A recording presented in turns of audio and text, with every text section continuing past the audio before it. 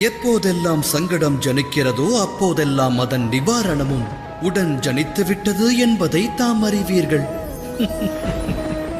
அது இறைவன் விதித்த விதி. மற்றொரு உண்மை யாதெனில், சங்கடமே சக்திக்கு காரணம்.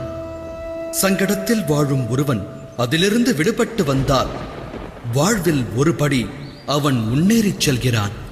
அதன் மூலம் கிடைக்கின்ற அற்புத சக்தியானது அவனுக்கு மட்டும் நன்மை பயப்பதல்ல, அதனால் அகிலமே நன்மை பெறுகிறது.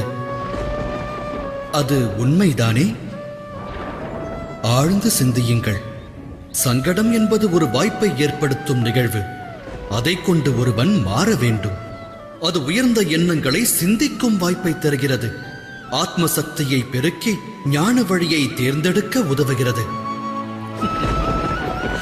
அதை செய்பவனை எந்த சங்கடமும் நெருங்குவதில்லை. ஆனால் சாதிக்க தவறுபவன்